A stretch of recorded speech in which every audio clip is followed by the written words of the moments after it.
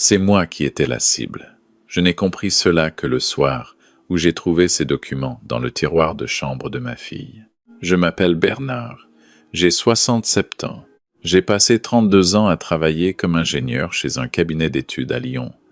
Et quand je suis parti à la retraite, j'avais de quoi vivre dignement, sans luxe excessif, mais sans inquiétude non plus.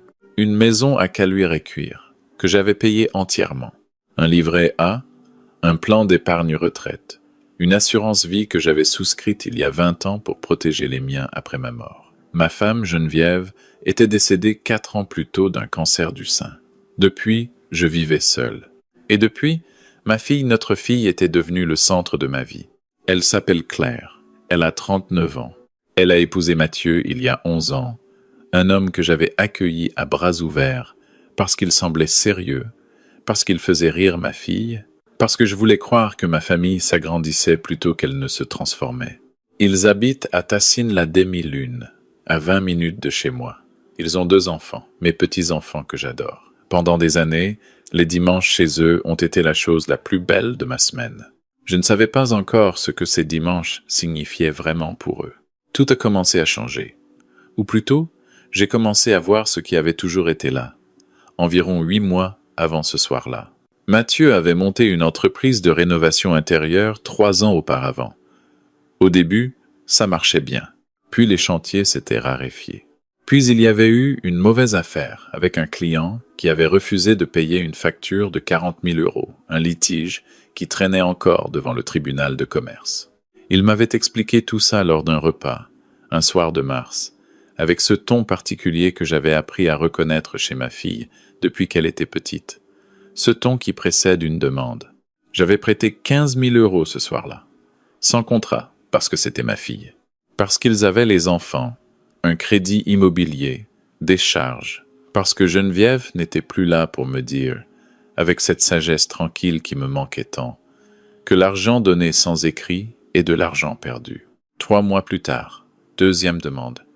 8 000 € pour rembourser une mensualité de crédit en retard et éviter des pénalités. J'avais donné encore. Et puis, en octobre, 5 000 € de plus pour je ne sais plus quelle urgence. En moins d'1 an, j'avais donné 28 000 € à ma fille et à mon gendre, et je n'avais rien vu venir. Je ne voyais que Claire, qui souriait un peu plus fort après chaque virement. Je ne voyais que Mathieu qui me serrait la main avec ce regard appuyé de l'homme reconnaissant. Ce que je ne voyais pas, c'est qu'il cherchait quelque chose de bien plus grand. Les invitations à dîner étaient devenues plus fréquentes. Tous les dimanches, parfois le samedi aussi. Claire appelait en semaine, ce qu'elle ne faisait presque jamais avant. Elle me demandait comment je me sentais, si j'avais bien dormi, si j'avais vu mon médecin récemment. Au début, ses attentions me touchaient. Je me disais que le deuil de sa mère avait peu, être rapproché ma fille de moi, que nous rattrapions le temps perdu. Je me disais que c'était normal, que les familles se resserrent face à la perte. Un dimanche de novembre, après le repas, Mathieu avait sorti des papiers de son porte-documents et me les avait tendus d'un air décontracté, comme si c'était une formalité. Il m'avait expliqué que pour simplifier la gestion administrative, il serait pratique que Claire ait une procuration sur mon compte courant, juste pour m'éviter des déplacements en agence si jamais j'avais besoin de quelque chose. Il avait même ri en disant que les personnes âgées n'aimaient pas les banques en ligne. J'avais 67 ans. Je n'étais pas une personne âgée diminuée. J'étais encore lucide, encore capable de conduire, de lire un contrat, d'envoyer des virements depuis mon téléphone. J'avais regardé les papiers, puis j'avais regardé ma fille, et j'avais dit que j'allais y réfléchir. Le sourire de Mathieu avait eu un imperceptible fléchissement. Juste 1 seconde. Mais je l'avais vu. J'y ai pensé dans la voiture en rentrant. J'y ai pensé en préparant mon café le lendemain matin. Quelque chose ne collait pas, mais je n'arrivais pas encore à mettre le doigt dessus. Être parce que l'idée que ma propre fille puisse me vouloir du mal était trop grande pour entrer dans ma tête. 2 semaines plus tard, un samedi soir, je dînais chez eux. Les enfants avaient été mis au lito. Le repas s'était prolongé. Le vin avait coulé plus dans mon verre que dans les leurs. J'allais m'en souvenir plus tard. Vers 22 heures, j'ai eu un mal de tête violent, assez brutal pour que je demande à Claire si elle avait du paracétamol. Elle m'a dit qu'il y en avait dans la boîte à pharmacie, Dans leur chambre, tiroir de nuit, côté fenêtre. Je suis monté. La chambre était plongée dans la pénombre. J'ai cherché le tiroir à tâtons. Je l'ai ouvert. Il n'y avait pas de paracétamol. Il y avait une enveloppe Kraft. Et parce que mon nom était écrit dessus mon prénom et mon nom de famille, Bernard Mercier, je l'ai prise. Ce qui était à l'intérieur a mis quelques secondes à faire son chemin jusqu'à mon cerveau. Il y avait d'abord une procuration générale, pas la petite procuration de compte courant dont Mathieu m'avait parlé, mais une procuration générale, le document qui donne à quelqu'un le droit d'agir en votre nom pour absolument tout. Vendre un bien immobilier, liquider une assurance vie, signer des actes notariés. Il y avait ma signature au bas du document. Je n'avais jamais signé ce document. Je regardais ma propre signature et elle ne m'appartenait pas. Il y avait ensuite un avenant à mon contrat d'assurance vie. Mon assurance vie, Caluire Patrimoine, souscrite il y a 20 ans, dont la valeur de rachat était aujourd'hui de 420 000 €. La clause bénéficiaire avait été modifiée. Elle ne portait plus le nom de mes petits-enfants comme je l'avais stipulé. Elle portait le nom de Claire et de Mathieu, à parts égales. Il y avait enfin un relevé de compte que je ne reconnaissais pas immédiatement. Quand j'ai vu les 4 derniers chiffres, le sol s'est dérobé sous moi. C'était mon compte épargne, celui où je gardais les liquidités pour les dépenses imprévues. Solde actuel, 3 200 €. En janvier dernier, il en contenait 49 000. Je suis resté debout dans cette chambre pendant ce qui m'a semblé être une éternité. J'entendais leur voix en bas, le bruit de la télévision. Je regardais ces papiers et je cherchais une explication raisonnable, n'importe laquelle, quelque chose qui aurait pu me dire que j'avais mal compris, que c'était une erreur, que ma fille n'était pas en train de voler ma vie. Il n'y en avait pas. J'ai sorti mon téléphone, main qui tremblait légèrement. J'ai photographié chaque document, recto verso, sous l'éclairage de la lampe de chevet que j'avais allumée, en faisant attention à ne rien toucher d'autre. J'ai remis l'enveloppe exactement comme je l'avais trouvée. J'ai refermé le tiroir. Je suis redescendu. En bas, Mathieu m'a demandé si j'avais trouvé ce que je cherchais. J'ai dit oui, que j'avais finalement le comprimé dont j'avais besoin. Claire m'a souri. J'ai souri aussi. C'est peu être la chose la plus difficile que j'ai faite de ma vie. Leur sourire ce soir-là. Leur dire bonsoir. Embrasser ma fille sur la joue. Serrer la main de son mari. Prendre ma veste et sortir comme si de rien n'était. Dans la voiture, j'ai pleuré. Pas longtemps. J'avais d'autres choses à faire. Je connaissais Maître Fontaine depuis 15 ans. C'était le notaire qui avait réglé la succession de Geneviève. Un homme discret et méthodique, la soixantaine, qui parlait lentement mais ne disait jamais rien d'inutile. Je l'ai appelé le lundi matin à 8h30, dès l'ouverture de l'étude. Sa secrétaire m'a dit qu'il était en rendez-vous. J'ai dit que c'était urgent. Il m'a rappelé 20 minutes plus tard. Je lui ai tout dit. Il n'a pas interrompu une seule fois. Quand j'ai eu fini, il y a eu un silence. Puis il a dit « Venez cet après-midi à 14h. Apportez tout ce que vous avez. » J'ai imprimé les photos à la pharmacie du quartier avant de me rendre à l'étude. Maître Fontaine a examiné les documents longuement, avec cette concentration particulière que j'avais vue lors de la succession, ce regard qui pèse chaque mot. Puis il a levé les yeux vers moi. La procuration générale était un faux. Pas un faux grossier, mais un faux soigné, réalisé avec les bons logiciels, sur du papier de qualité. Ma signature avait été reproduite à partir d'un document que j'avais signé auparavant, probablement l'un des reçus de prêt informel que j'avais signé pour les 15 000 €. Celui qui avait fait ce travail connaissait les formulaires notariaux. Ce n'était pas une improvisation. L'avenant à l'assurance vie, lui, était potentiellement authentique, ce qui signifiait que quelqu'un avait contacté la compagnie d'assurance en se faisant passer pour moi ou avait utilisé la procuration falsifiée pour obtenir la modification. Maître Fontaine allait vérifier directement avec la compagnie dans la journée. Quant aux 46 000 € disparus de mon compte épargne, il fallait un relevé officiel pour établir les dates et les montants des retraits. Il a appelé lui-même ma banque depuis son bureau, avec moi en face de lui, en expliquant la situation à la responsable des comptes. Elle a promis d'envoyer l'historique complet par courrier sécurisé dans les 24 heures. Maître Fontaine m'a regardé et m'a dit quelque chose que je n'oublierai pas. « Bernard, vous avez bien fait de ne rien dire hier soir. Et vous avez bien fait de venir ici avant d'aller à la police. Maintenant, nous allons faire les choses dans l'ordre. Et dans l'ordre, ça tiendra. » Le lendemain, l'historique de compte est arrivé. Les retraits avaient été effectués en 7 virements sur une période de 4 mois depuis un accès en ligne sur un appareil que je n'avais jamais utilisé, depuis une adresse IP localisée à Tassine-la-Demi-Lune. Chaque virement avait été fait en dessous du seuil de vigilance automatique de la banque, jamais plus de 8 000 € à la fois, ce qui montrait une connaissance précise du fonctionnement des systèmes bancaires, ou des conseils d'un professionnel. La compagnie d'assurance a confirmé que l'avenant avait été demandé 2 mois plus tôt, par voie postale, avec une signature qui correspondait à celle de la procuration falsifiée. Ils avaient traité la demande sans la questionner, parce que le document semblait en règle.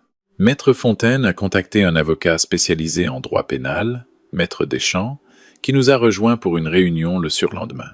Ensemble, nous avons constitué un dossier. Les relevés bancaires, la procuration falsifiée, l'avenant à l'assurance vie, les correspondances avec la compagnie. Maître Deschamps a estimé que nous avions suffisamment d'éléments pour déposer une plainte formelle avec constitution de partie civile, ce qui permettrait l'ouverture d'une instruction judiciaire. Nous sommes allés à la brigade financière de la police judiciaire de Lyon un jeudi matin. J'avais passé les jours précédents dans un état que je ne sais pas vraiment comment décrire. Ce n'était pas de la tristesse, pas exactement. C'était quelque chose de plus froid que ça, une clarté douloureuse. Je regardais les photos de Claire, sur mon téléphone des photos de Noël dernier, de l'anniversaire de mon petit-fils, d'un dimanche en famille au bord de la Saône, et je les regardais comme si elles avaient été prises par quelqu'un d'autre, dans une vie parallèle où cette femme sur les photos était vraiment ma fille, et pas cette autre personne, celle qui avait signé mon nom sur des faux et vidé mon compte pendant que je lui souriais à table. À la brigade financière, nous avons été reçus par un commandant qui a écouté notre exposé avec attention et qui a posé des questions précises, techniques. Il a noté tout. À la fin, il a dit que les faits correspondaient à plusieurs infractions pénales. Abus de confiance, faux et usage de faux, escroquerie et potentiellement abus de faiblesse, si l'enquête établissait que ma vulnérabilité avait été délibérément exploitée. Il a dit que des éléments comme l'adresse IP et l'historique des virements permettraient d'établir rapidement la responsabilité. Claire et Mathieu ont été convoqués pour audition libre une semaine plus tard. J'ai appris ça par l'avocat, pas par ma fille. Elle ne m'avait pas appelé, Mathieu non plus. J'imagine qu'ils avaient compris, à ce moment-là, que quelque chose avait changé, même s'ils ne savaient pas encore exactement ce que je savais. L'audition a duré plusieurs heures. Claire a d'abord nié tout. Mathieu a invoqué des erreurs administratives, une confusion de documents. Puis les enquêteurs ont présenté les relevés de connexion bancaire depuis l'adresse de Tassin. Puis la correspondance de la compagnie d'assurance avec le cachet postal de leur commune. Puis la comparaison graphologique de la fausse signature avec les documents authentiques que j'avais signés en leur présence. Mathieu a craqué le premier. Il a reconnu avoir organisé les virements. Il a dit que c'était lui qui avait eu l'idée de la procuration, qu'il connaissait quelqu'un qui savait fabriquer ce type de documents.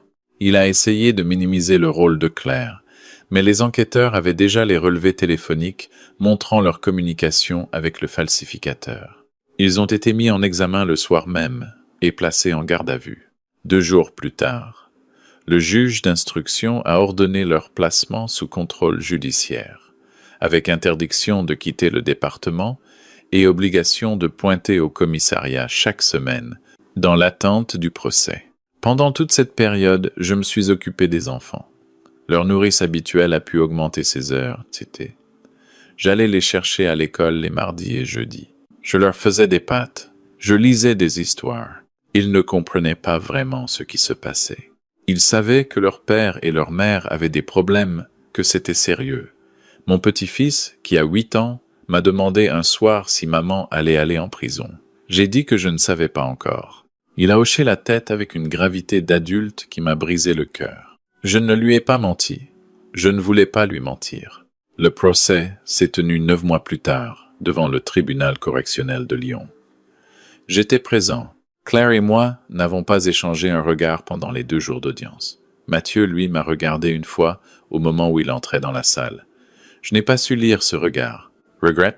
Calcul? Je ne saurais jamais. Le président du tribunal a récapitulé les faits avec une précision qui était presque insoutenable à entendre à voix haute, dans une salle d'audience, avec ces mots froids du droit. Faux en écriture privée, usage de faux, détournement de fonds, abus de confiance, aggravé par l'ascendance familiale de la victime. 46 000 euros détournés. 420 000 euros d'assurance vie, dont la clause avait été modifiée sans mon consentement. Une maison dont la vente aurait pu être enclenchée si je n'avais pas découvert la procuration à temps. Maître Deschamps a plaidé en soulignant la préméditation. Les actes s'étaient étalés sur plusieurs mois, avec une méthodologie qui excluait l'impulsion, ainsi que la relation de confiance particulière que les prévenus avaient exploitée. Le fait que je sois leur bienfaiteur, que je leur ai déjà donné 28 000 euros, que je sois le père de l'une d'eux, rendait les faits d'autant plus graves. L'avocat de Claire a plaidé les circonstances financières, la pression des dettes, la détresse du couple. L'avocat de Mathieu a insisté sur le fait que son client avait avoué rapidement et avait tenté de limiter les dommages en coopérant avec l'enquête.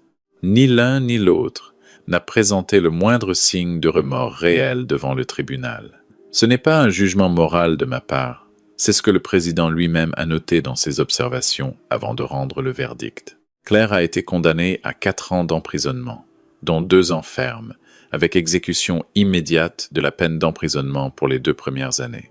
Mathieu a été condamné à 5 ans d'emprisonnement, dont 3 ans fermes, pour avoir initié et organisé la falsification.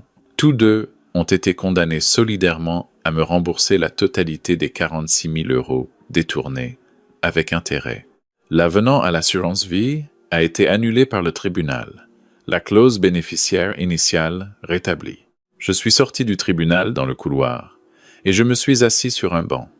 Maître Deschamps était à côté de moi, Maître Fontaine aussi. Personne n'a rien dit pendant un moment. Puis Maître Fontaine m'a posé la main sur l'épaule, brièvement, et il a dit « C'est terminé, Bernard. » Mais ce n'était pas vraiment terminé. La partie juridique, oui. Le reste, non. Dans les semaines qui ont suivi, il a fallu prendre des décisions concrètes. Les enfants, mes petits-enfants, allaient chez la sœur de Mathieu, le temps que la situation se stabilise. J'avais demandé à voir un travailleur social pour m'assurer qu'ils étaient bien pris en charge. Ils l'étaient. La sœur de Mathieu, que je n'avais rencontrée qu'au repas de famille, s'est révélée être quelqu'un de bien, posée, attentive, sans drama. Les enfants connaissaient leur tante. Ils n'étaient pas perdus. J'ai changé tous mes mots de passe. J'ai changé la clause bénéficiaire de l'assurance vie pour y mettre directement les noms de mes petits-enfants, avec une mention claire que le capital leur serait remis via une fiducie gérée par l'étude Fontaine jusqu'à leur majorité. J'ai révoqué toute procuration existante et établi avec Maître Fontaine un mandat de protection future, le document légal français, qui désigne à l'avance la personne chargée de vous représenter. Si vous devenez un jour incapable, ce n'est plus ma fille, c'est un ami d'enfance, Robert, en qui j'ai une confiance absolue depuis 50 ans. J'ai aussi fait quelque chose qui m'a surpris moi-même quelques semaines après le procès. Je me suis mis à réfléchir à ce que je voulais faire des années qui me restaient. Pas dans le sens mélancolique, pas en me demandant combien de temps j'avais encore, mais dans le sens actif, dans le sens de ce que je n'avais pas encore fait et que j'avais toujours reporté. Geneviève avait toujours voulu que nous fassions le Camino de Santiago. Nous n'avions jamais trouvé le moment. J'ai commencé à marcher 30 minutes chaque matin dans le quartier, puis 45, puis 1 heure. J'ai acheté des chaussures de randonnée, j'ai regardé des vidéos, j'ai contacté une association de pèlerins lyonnais. J'ai réservé mon départ pour le printemps suivant, depuis Saint-Jean-Pied-de-Port, le départ traditionnel français. J'ai aussi fait un don, pas énorme, mais significatif pour moi. Une association lyonnaise qui accompagne les personnes âgées victimes d'abus financiers de la part de proches. Je ne savais pas que cette association existait avant de chercher. Je ne savais pas que c'était si courant. Les bénévoles m'ont expliqué que les escroqueries familiales ciblant les retraités représentaient une part considérable des affaires d'abus de confiance instruites chaque année que les victimes étaient souvent des personnes qui avaient bien géré leur argent toute leur vie, qui étaient loin d'être naïves, mais qui faisaient confiance à leurs enfants, parce qu'on n'imagine pas avoir à se méfier de ses propres enfants. Je suis allé une fois voir Claire en prison. Je ne sais pas exactement pourquoi. Être pour voir si je reconnaissais encore ma fille. Être pour qu'elle puisse voir que j'étais encore là, que je n'avais pas disparu sous le poids de ce qu'elle avait fait. Elle avait les cheveux un peu plus longs que d'habitude. Elle était maigre. Elle ne pleurait pas. Nous avons parlé pendant 40 minutes à travers une vitre, et elle m'a dit qu'elle regrettait. Elle a dit que Mathieu l'avait convaincue que c'était la seule solution, que les dettes les étouffaient, qu'ils allaient tout perdre, et que l'argent reviendrait à la famille de toute façon un jour. Elle a dit qu'elle s'était dit que ce n'était pas vraiment volé, que c'était anticipé. J'ai écouté sans l'interrompre. Puis j'ai dit que je lui pardonnais, pas pour elle, pour moi, parce que je ne voulais pas passer le reste de ma vie à porter une haine qui m'aurait coûté encore plus cher que les 46 000 €. Je ne suis pas retourné la voir depuis, mais je vais voir mes petits-enfants tous les mercredis. Leur tante les amène chez moi après l'école. Nous faisons des gâteaux ou un puzzle ou on regarde un film. Mon petit-fils m'a demandé un mercredi soir, alors qu'on finissait un Scrabble, si j'avais peur de vieillir. J'ai réfléchi honnêtement à la question, comme je l'aurais fait avec un adulte, parce qu'il méritait une réponse honnête. J'ai dit non, pas peur de vieillir. Être un peu peur de la dépendance, de ne plus être en mesure de choisir pour moi-même. Mais vieillir en soi, non. J'ai dit que vieillir signifiait avoir eu le temps de comprendre des choses, d'en finir avec des illusions qui coûtaient cher, de choisir enfin les bonnes personnes autour de soi. Il a hoché la tête, posé une lettre sur le Scrabble et dit « Moi non plus, je n'ai pas peur ». Il avait 8 ans. Il ne savait pas encore ce que ça voulait dire. Mais j'espère qu'un jour, quand il sera grand, il se souviendra de son grand-père qui lui avait répondu sérieusement et qui n'avait pas peur. Ce soir-là, en les regardant partir dans la voiture de leur tante, j'ai pensé à l'enveloppe Kraft dans le tiroir, à ce moment où j'avais tenu ma propre signature falsifiée entre mes mains et où quelque chose avait basculé définitivement. J'avais cru, ce soir-là, dans la pénombre de cette chambre, que ma vie s'effondrait. Mais ce n'était pas ma vie qui s'effondrait. C'était une version de ma vie, celle où je me taisais pour ne pas faire de peine, où je donnais sans compter pour qu'on m'aime, où je confondais le rôle de père avec celui de banque silencieuse. Cette version-là était terminée. J'ai fermé la porte. J'ai mis de l'eau à chauffer pour un tilleul. J'ai regardé les photos de randonnée sur mon téléphone, les paysages du Pays basque, les chemins étroits entre les hêtres, et j'ai pensé que dans 3 mois, je mettrais un pied devant l'autre pendant des semaines, seul, avec un sac sur le dos, et rien à prouver à personne. Pour la première fois depuis très longtemps, j'avais hâte.